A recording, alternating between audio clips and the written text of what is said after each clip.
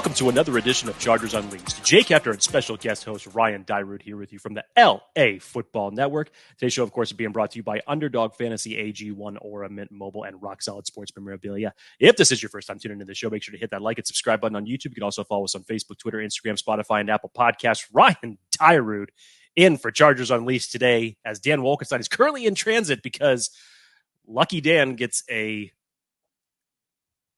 trip to Lambeau to go witness this Chargers game where you're talking about two desperate teams now, Ryan. Two desperate teams that are trying to get back to 500, trying to stay in the playoff hunt. And after the debacle that the Chargers went through with this Detroit game, they essentially need it. This is their season. If they do not come out of this game with a victory for the remaining slate that the Chargers have, which are all AFC conference opponents, they need this game more than anything. Yeah, they absolutely do. And it's, it'll be an interesting game. This isn't a team I think a lot of people are excited about right now, but hey, shout out to Dan, living the dream, gets to go to the football mecca in Lambeau. And I wonder how cold it's going to be for him and the fam out there. We're mid-November. He might get a nice chilly, frosty day at Lambeau. That's right. We finally got some rain in this area last night. I know. So that was a little good change. Like, okay, the winter's finally coming in. But everybody in Wisconsin right now is probably saying, shut the hell up. You do not even know what you're talking about when it comes to cold weather. Shout out to everybody who is listening to us on ESPN radio for this. Appreciate you all tuning in. So, Ryan, I want to just do kind of a quick recap because obviously Monday was very tough to swallow that pill that the Chargers brought out after that loss to Detroit. Dan and I went through it. Didn't want to spend too much time on it, but just wanted to get your thoughts, obviously, that you're on here. Disappointing in a lot of different facets from that team, that was their worst defensive performance that they had put out throughout the duration of the season. When they had gone up against playoff contenders, they still have not secured a win against one of them. They're now 0-4 against those teams. And now they're in a position where you're close to having to run the table along with getting some help if you're even wanting to make a playoff run at this point. Yeah. I wrote an article, shameless plug, on LAFBnetwork.com kind of about Brandon Staley and this defense. And I like Dan, have been probably one of the biggest supporters, apologists, whatever you want to call it, of Brandon Staley, thinking he can get this thing turned around, seeing how he, his leadership styles, the change of culture he's attempted to establish, or we thought did establish kind of going into this year. And now we're kind of seeing it revert back a little bit. But, when you look at just the defense, like take out all the meetings and the press conferences and those intangibles and just look at him as a defensive mind, right, Jake? And he came into this, he was hired based on being a defensive mastermind in the Vic Fangio tree, having that defense in 1 year in LA go be the number one in basically every statistical category. And I got to thinking, and sometimes a lot of time, I don't know if you guys talk about this or not, but a lot of times with sports and anything in life, you kind of have to look back before you look forward. And in team sports, championships and GOAT status and statistics are so dependent on who you play, your schedule, and when you play that opponent. And there's been a lot of people, and I'm not taking anything away from players or teams that won championships, but there's been a lot of times where the championship team, and I'm not just saying football in any sport, you can probably look back and say, wow, they had a pretty easy path to that championship. Like, it just worked out in their favor where they played teams at the right time. They stayed healthy. This team was injured. They may have not even been the best team, but they won it that year and they got it.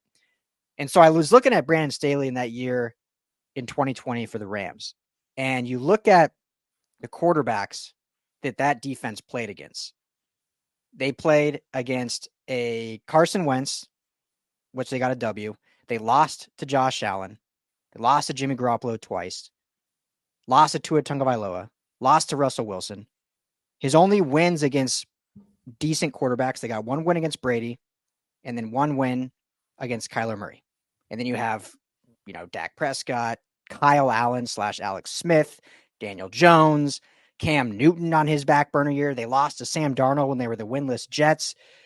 So you started looking, and it kind of spills over to this Chargers team now, and I'm getting long-winded, I know, but this team hasn't beaten good offenses and good quarterbacks. They beat up on the bad teams, right? We saw it 2 weeks in a row with the Bears and the Jets, where all of a sudden you're like, oh, there's the defense. There's the pass rush.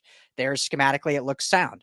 But anytime they've played a good offense and a above average quarterback, it's almost like they just get picked to pieces, picked to shreds. The offense knows exactly what's coming, and there's adjustments made. I think credibly there has been adjustments made game over game, half over half, but typically they're too late. Or it's revert and they do decent in one half and then they revert adjustments and they do horribly in the second half, like we saw against Detroit this week. So long-winded answer, but it's seemingly like the success of Brandon Staley prior to this point was a little more predicated on the lack of high-level competition and beating up on worse teams. Daniel Popper had a couple questions for Brandon Staley in the press conference afterwards. Brandon Staley said yesterday, after the team's first practice of the week, that he still intends to call the defensive plays for the duration of the season, doesn't see any need to change that. And there was some just interesting, I guess, things that we had found out just from inner locker room conversations and processes in which the game preparation has come about. You know, you saw some quotes from Jasir Taylor just in terms of how they normally work when things go wrong, what they try to work to get right. But unfortunately, they just haven't put it together, Ryan. And this goes collectively, offensively and defensively, in my opinion. It's just been three things that have really haunted the Chargers. Obviously, you have miscalculations in coaching, complementary football, both offense, defensively, special teams. You have not been able to put all three phases of that together. And execution when you need it most, even if it is the right play call.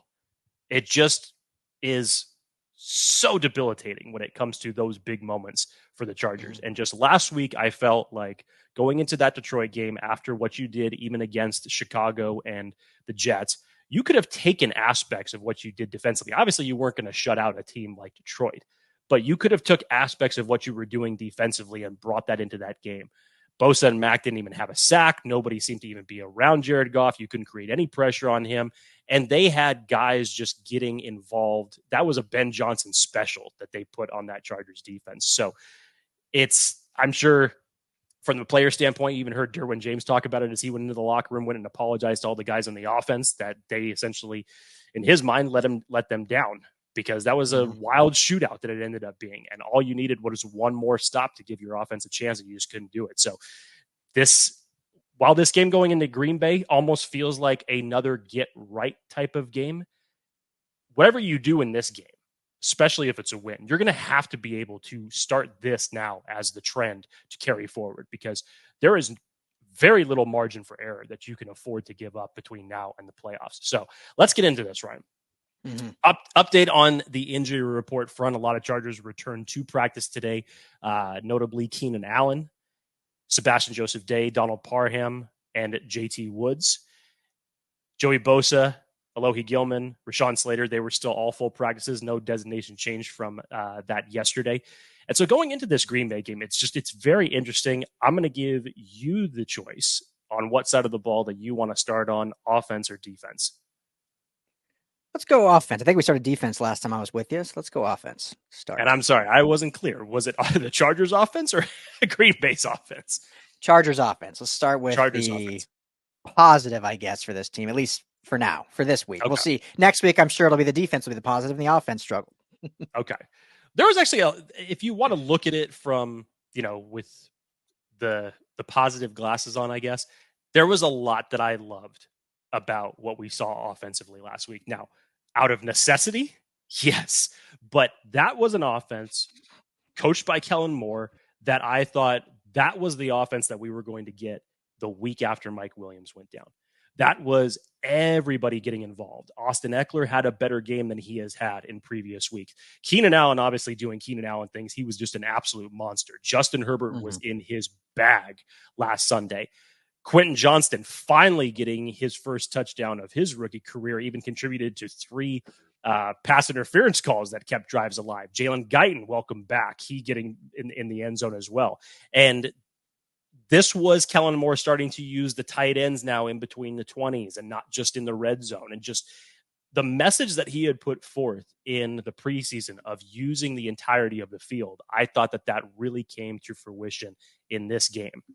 And I'm really interested to see what he's going to do in this circumstance. Again, Gerald Everett, when we talk about one of those notable injuries, his designation, I guess, has now been changed from back to chest, according to Daniel Popper. So I'm not really sure what changed that, but it's still basically 50-50, day to day, as Brandon Staley said, whether or not he's going to play. But the return of Steven Anderson really got me excited to hear that yesterday. I thought that when he was with the Chargers, he was their best blocking tight end when they had him back in 2021.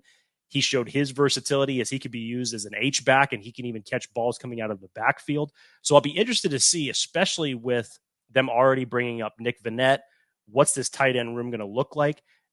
This is where I would start to attack the Packers, because last week against Pittsburgh, they gave up over 200 rushing yards. I would feel, as the message still continues to go with Brandon Staley and Kellen Moore, that you're going to want to try to get that running game going as best as you can. It still has just been an anomaly for the Chargers since week one, since that game against Miami. But I feel like that's where they're going to start. And if they can get that going finally, that's going to open up things for this offense to do more.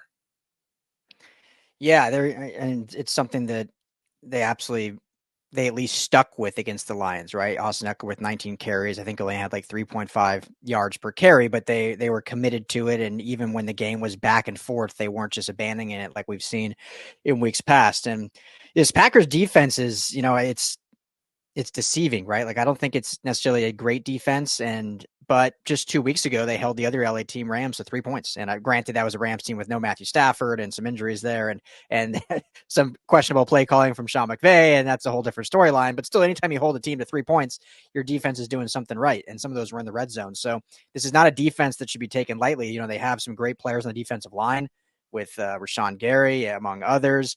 I know they just traded away their big secondary piece, but still have some playmakers back there. So it's an offense that this needs to be the game, Jake, where this offense needs to come out and just play for the kill. And it's not like, it's like we talk about it. I know you guys talk about it. We've talked about it. We talk about it offline. It's whenever there's a struggle with this team, it's like everything, the wheels fall off. So that's like the offense looked great last week, but it's like they looked great because the offense looked bad. So it's like they had to. Whereas if the defense probably would have played better last week, I bet the offense would have struggled and not played as well. For whatever reason that is, I don't know if it's just coincidence or what. And so this is the week against this Packers team where this offense needs to come out and just go for the kill right away. And I agree, committing to the run, but also just let Herbert get in his bag early. I still want to see him spread the ball around more. I know I'm nitpicking there. Like, who really cares if they're moving the ball? Like, Keenan Allen, 11 for 175, 2 touchdowns. Like, does it matter who it goes to? I just think eventually that's really going to haunt them, or it has even a little bit here. But we did see at least a little bit, like you mentioned. Jalen Guyton got involved. Quentin Johnston. Shout out to you for calling. You had a bold prediction for a monster game. I heard your guys' show last week. And what did you have him going for? Like 80? I had him 8 catches for 80 yards and a touchdown, so I got a quarter of it. So yeah, you got half the catches, half the yards, but you got the touchdown, so I'll give you that. He got the board, and it seemed like he was building some confidence there. So yeah, you just want to see them get after it and see this offensive line play consistent. I don't think they've played a consistent full 4 quarters this season for whatever reason. And I know obviously the loss of Corey Linsley is a huge one that everyone's talked about a lot, and rightfully so. But it's time now for this offense to just take charge and say, you know what? We know we don't have a defense. We know there's questions about our head coach, but we also know we have a hell of a lot of talent, and we got a good offensive coordinator, a good play caller. And the reason why he was brought here was for us to put up 30 points a game. So now let's just go do it. And no more blaming sides or this or that. Rightfully so. That's what we can do. But as a unit, I just want to see them go out and just put it all together as an offensive unit. And at the end of the day, if they put up 30, regardless of how this Chargers defense is, that Packers offense should not be putting up 30 points. So if they can get to that 27 threshold, 30 threshold, I don't think this team should have a problem pulling away in this one. Yeah, it'll be an interesting matchup between Keenan Allen and Jair Alexander on the outside. I'd be interested to know, just depending on who's obviously going to, you would, I guess, have Quentin Johnston matched up with Carrington Valentine. That would probably be the most logical situation there, depending on where you plan to put Jalen Guyton in this circumstance. But that'll be an interesting matchup in itself. If anybody has 2 hours and 15 minutes to spare, the Chargers put up all 10,000 yards of Keenan Allen during the entirety of his career. So if you have 2 hours and 15 minutes to spare, that video's out there for you just to watch catch after catch after catch. How long do you think that took them to make? The 2 or 3 social media people involved in that. I mean, again, the Chargers social media team is of the upper echelon of the NFL. Yeah. And I don't know how easy it is for them to access, but I'm sure you had to go into the archives and pull every one of those. Like, is there an AI tool where you can just grab a video and say, clip every number 13 catch? I mean, that would be so simple to do it. And if they do have something like that, just like, hey, yeah, give me, you have all your filters, just like, yes, Keenan Allen catch every single game between this year and this year. And boom, there it is. Now all you have to do is splice it together. That makes it really simple. Hopefully it wasn't just somebody sitting in the film room for a week on like 36 cans of caffeine. Oh, man. And trying to find every single catch.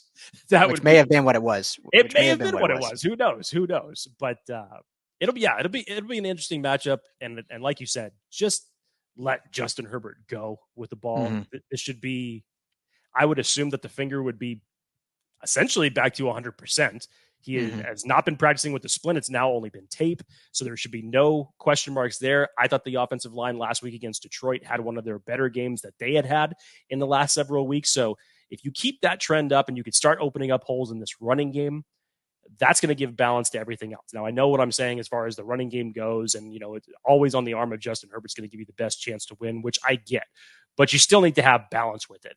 Having Justin drop back 40 times is not always the best recipe for success, because sometimes he'll get hit, sometimes there could be a turnover, and you want to keep defenses on their toes. So where you can exploit this Green Bay defense, definitely I think is in the middle. So Will Clapp, Zion Johnson, Jair Alexander, they're going to need to start opening up those holes through the middle. Yeah. And I'm curious, sorry, just to jump in really quick, curious if I'm trying to remember if they've played since Staley's been in as the Chargers head coach. I don't believe they have, but for those who don't remember, when Staley was the defensive coordinator at the Rams, Joe Barry was the linebackers coach of the Rams, and he brought Joe Barry over with him to the Chargers, who then ended up not staying and became the DC of the Packers. So Joe Barry, now the DC of the Packers.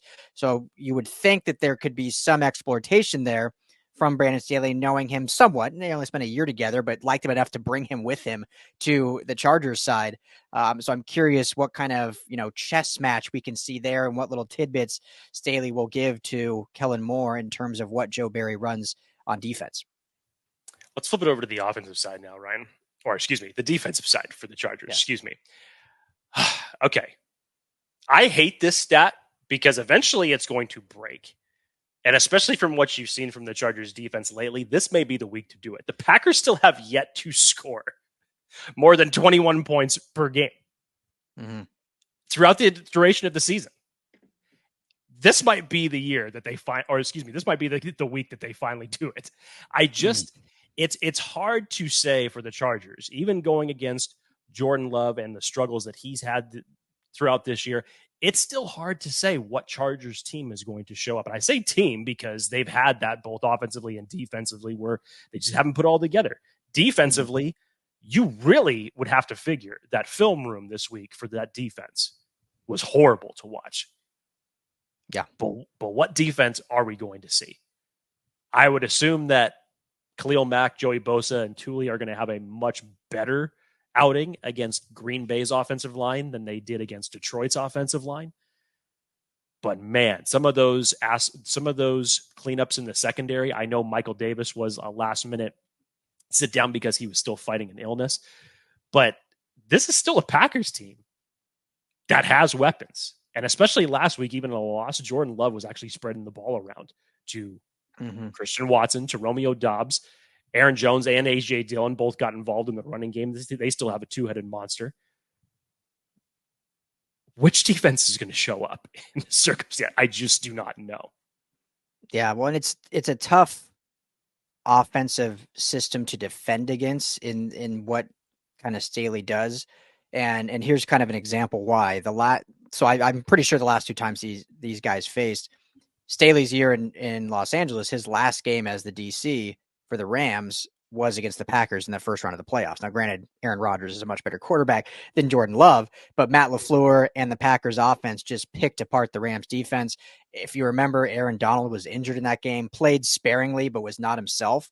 And so because there was no pass rush, they were able to just methodically pick and choose. They didn't get explosive plays. They just moved the ball methodically. They ran the football very soundly, and they just did little slant routes and drag routes slowly down the field, kind of just making the defense eventually pinch in, and they hit a few deep ones late. So I'll be really curious to see in this one, Jake, if they do kind of a similar thing. And that's similarly what Detroit did, right? Like, it was very methodical, finding the holes in the defense. Jared Goff got the ball out of his hands so quick. I mean, Thule, Khalil, Joey were non-existent, but it wasn't really their fault if the quarterback's getting rid of it in a second and a half, 2 seconds. You can't get to the quarterback in that time if they're exploiting your holes in your zone, or they just know they have your man beat because you're doing 10-yard off man coverage and they can just run these short little stuff. So Matt LaFleur does that a lot anyway, especially now with Jordan Love. So it'll be curious to see how Brandon Staley and this defense reacts, if they're going to do different stunts to be able to get some pass rush down, or if they're just going to really play press man so that the quarterback, they can't get rid of it that quick because the receivers have to have time to get open. But if you're playing zone or you're playing 10-man off, 10-yard off man, I mean, they're just going to move the ball right down the field. So, I mean, that's going to be the big thing, is what style of defense Brandon Staley puts out there, because that's going to indicate everything how this defensive unit plays. Defensively, when we're talking about this, obviously it's going to start in the trenches. Joey Bosa, Khalil Mack, and Thule, I think, have a resurgence game. The interior of this Packers offensive line is not that good. We've seen what Jordan Love looks like when there is constant pressure on him. Even last week, when you look at just the numbers that he put up, 2 touchdowns, 2 interceptions, that's a good Pittsburgh defense that came after him. But again, I look at this and I still think to myself, if that pressure for whatever reason is not able to be generated, Christian Watson, Romeo Doubs, Luke Musgrave, who's now getting involved in this offense, Jayden Reed, they've got weapons. And I almost look at it similar to, with the exception of the quarterback, that you could have a very similar type of game to the game plan that Detroit came out with. Yep. Establish the run early, make that balance, get some pressure off your quarterback. They could find areas to exploit, much like you were saying. If you're playing 10 yards off coverage, it's going to be a long day. It's going to be a long day. Now, personally, I would think that this is going to be a pissed off Chargers team led by Derwin James. And I think that this will be a game that they will come back and they will actually right the ship, so to speak. But even so, I know I can sit here saying it, what I expect.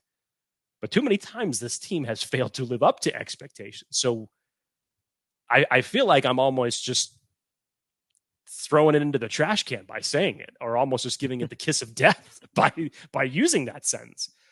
It's the morale and the faith of just anybody watching this team right now is just that's how you normally feel. And until the narrative changes, something that I've talked about way too many times, more times than I would like to, until that changes, what are you supposed to expect from this team? And this will transition to my next question for you, Ryan, because I definitely wanted to get your thoughts on this. But I mean, do you see this as, a get right game for them defensively? It should be. Like you said, I mean, this Packers team hasn't scored over 21 points all season. They got a quarterback who's bottom 5, we could say, in the league right now. And I mean, obviously there's been a ton of injuries, but when you look at actual starting quarterbacks, he's definitely a bottom tier starting quarterback. And even their own GM has come out publicly and said they're not fully committed to him as the future of their franchise. That tells you all need to know about what they think. And so it absolutely should be. It's not like this offense is loads better than what the Jets have or what the Bears have. I would say they are better, but I wouldn't say they're way better. So this is an opportunity for this defensive unit to get back on track. And then, we say it all the time, like, will they be able to stack that and go on to a more superior opponent? But that's a different conversation for the next game. But yeah, this is a game where they absolutely, and not only should they, but they have to. I mean, I'm at the point where I think this Chargers front office doesn't usually fire midseason. But if they lose this game to the Packers or the defense, I mean, they're not going to fire after a win, but if they lose this game and specifically at the fault of the defense, I mean, the season's done. You're not coming back from losses like this, dropping to 4-6 in a loaded AFC. I know there's still mathematically absolutely an opportunity, but there's been nothing we've seen this year that shows anything that this team is going to be able to beat the upper echelon teams. They've been in every game. Like, we'll give them credit for that, right? They at least compete. They battle. Like, I mean, they're not quitting out there. So, I mean, that's at least one process. But they're not clearly, at least defensively, put in the best situation to win. And like we said, I mean, we can go back to the Chiefs game, which me and you previewed. I was on for that one. You can't play zone against Travis Kelce. And what did they do the whole first half? They played zone. And he taped them apart to what, the tune of 157 yards or whatever. Then they adjusted and they played better in the second half, but it was too little too late. And so it's just at the point where it's like, unless they're putting the opportunity best served to win, this team's not going anywhere. So this is a chance this week to do that and start stacking it and then hopefully get to the next week and do it again. You almost basically answered half of my question that I was going to lean into on that, because I wanted just your perspective, because I know Dan and I have talked about this now ad nauseum. And I wanted just to know from you how you felt just as far as where this team stands right now, essentially with the season on the line. Where do they go from here? Because that's a question that we've gotten from the fan base for too long now. And whether we're talking front office player, anything like that, just from whatever means it takes to get to the playoffs, because this kind of just feels like the same type of situation that after the Chicago game, it's like, okay, even if you're able to go into Lambeau and get a win, yeah, that helps you in the win column, but that doesn't really do anything to lift your spirits moving forward until they actually present it against a team like Baltimore, Buffalo, Kansas City, whatever it is. Yeah. So it feels like it's almost, pushing the field goal back a little bit week by week. So while I see this as high stakes for the Chargers, they absolutely need to win this game. Internally moving forward, it doesn't do much for me. I don't know if it doesn't anything for you, or if just from a standpoint of confidence that I would hope that it would do something for that team. We thought we saw that, especially after the Jets game, and you saw that locker room mentality and the camaraderie between everybody. You thought that's like, okay, when Brandon Staley said after the Kansas City game that we're going to reset, and you fire off 2 wins the way that they did against Chicago and the Jets, and the way that they were winning, that was the bigger picture. The way that they were winning those games, I thought was a bigger deal. And that, yes, you could possibly take some of those aspects moving forward. Unfortunately, that just hasn't happened yet. So where do you see this, Ryan? I mean, let's just assume that even if the Chargers are able to go into Lambeau, get a win, I know just trying to fortune tell a little bit here, but let's just say they go in, they get a win here. Now you're stacked with just AFC conference opponents for the remainder of the season. You still have 2 divisional games against Denver. You have to play Vegas one more time, Kansas City one more time. You have the Ravens, the Bills, and the New England Patriots sprinkled in there. I mean, that is a tough schedule for this team to finish out, considering the way that they have been playing. Yeah. Yeah, I try so hard, because a lot of people do. I don't think you guys do either, but I try so hard not to be so reactionary after 1 week. Like, you got to look like bigger lens and kind of see and put everything together and what the pathway is. But I've kind of reverted twofold. Like, after that Jets game, I wrote a piece about how I believed at that point the Chargers were truly a dark horse Super Bowl candidate. And it wasn't because they beat up on the Bears and the Jets. Did I say the Chiefs before? I meant after the Jets game. But it wasn't because they beat up on the Bears and the Jets, but as you alluded to, it was how they did it. And we've seen many times this team, in order for them to win, Justin Herbert has to play Superman, put on the cape. They got to, it's how many times there's a stat of how many losses they have, scoring 27 points, and they lose or whatever.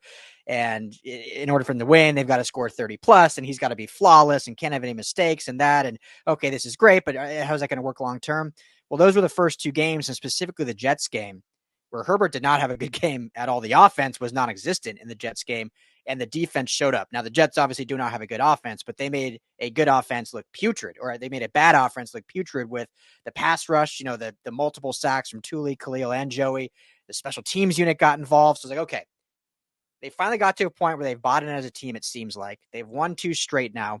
They went on the road on prime time, and they did it without their offense doing anything. Their star quarterback had 130 yards and was basically not a factor. So here's a team that can really do it. Well, then they go the very next week and they revert back to everything they've done in the past. Justin Herbert had to play Superman. They still didn't get it done because the offense gave up 41 and 7 straight scores or whatever that they couldn't contain. So I'm at the point where, this team just doesn't have a trend, a positive trend that gives me any confidence, as we've kind of been saying. I don't want to keep talking in circles, but when you just look around the AFC, I mean, let's just look in the division right now.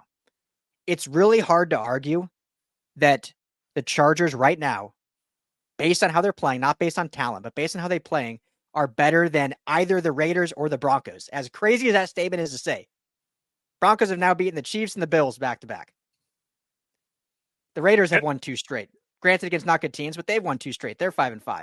And Kansas City got help on a bye week because virtually every AFC conference opponent lost last week. And the weird part about that, the Chargers have scored the most points in the division and still sit where they're at right now in the division. Exactly. And so I don't know really where I'm getting with my answer. I'm getting long-winded, but essentially, this game is a must-win, 100%. But it won't change kind of our thinking in terms of the trajectory of this team until they beat a good team. Got to do it. And, there's been many years where good teams get easy schedules and get in. I mean, when the Tampa Bay Buccaneers won their Super Bowl with Tom Brady, they had 1 win over a 500-win team in the regular season. But the way they won was very different, right? They won in different categories, and they had different units that were of measures and whatnot. And so I'm not saying the Chargers need to all of a sudden beat every single good team to prove that they're any good. They got to at least beat one. They got to beat one to show that they can do that and get over that hump. And this is just a step, but it's not necessarily a meaningful step. Let's do bold predictions. I won't do the game predictions. Dan and I have not done that for 3 weeks now. And thankfully that we haven't, because I'm sure we probably would have embarrassed ourselves if that was the case. Bold predictions. Ryan, let's start with you. Give me one, offense or defense. Oh, bold prediction. Okay, well, I think let's check our good friends here at Underdog, shall we, and see what I think Keenan Allen right here is listed at, let's see here. If you go to Underdog Fantasy, use promo code Unleashed, get a match bonus up to $100. Keenan Allen is over under 7 receptions or over under 85.5 receiving yards. So until this offense shows something different, like I can sit here and say they need to spread the ball around. We can sit here and say, hey, let's get QJ more involved, considering no Mike Williams, no Joshua Palmer. Until they do it, and especially if you're going to be putting money on this and going to Underdog and having some fun with it, like I'm not going to bet against it until they change it. So I'm going over 7 receptions for Keenan Allen, over 85. So I'm going to go Keenan Allen finishes the day with 9 receptions for 110 yards and a touchdown. I don't know if that's bold, but I mean, that's just, I think, the standard. Not necessarily the way that he's playing, but yeah, it's pretty much the standard as the way it goes right now. He is just having an unbelievable season. I'll flip it over to the defense. And it's interesting because when we were talking about the defense, I did not happen to note that one of the other signings that came along with the Chargers this week, outside of Steven Anderson, was the former Packer Justin Hollins. Mm-hmm. I like that signing a lot. I do too. To replace Chris Rump. I like that one a lot. I think that this defense will get back to its multiple sack game that it has had against Chicago and the Jets. And especially from the interior standpoint, so I say that the Chargers are going to end up with 5 sacks in this game on Jordan Love. The weird part about it is, Ryan, even saying that stat, you would think, you're sacking the quarterback 5 times, your defense is probably going off, and you're probably going to win the game. No. I'm just saying the stat. I have no other confidence attached to it beyond that. I'm just merely making the bold prediction in that circumstance. Well, I hope that's true, because I took the Jared Goff was over under 2 getting sacked, and I took the over. I'm like, after what they did the Jets, and this is a big game. Jared Goff's a statue quarterback. You would have thought that. Goose egg. Unfortunately, yes, that's what tends to happen, unfortunately. Well, that's going to wrap it up here for our Packers Chargers preview. Want to thank Ryan so much for coming in, filling in for Dan. Always enjoy having Ryan on the show. And if you are in Lambeau, if you did make the trip out there, make sure to try and track down Dan Wolkenstein in the least creepy way possible, of course. No, but track him down. There apparently is a good Chargers contingent that actually made the trip out there. So if you guys are out there, make sure to all get together and represent this team very strongly. Outside of that, hope everybody has a great weekend, and we will see you next time on Chargers Unleashed.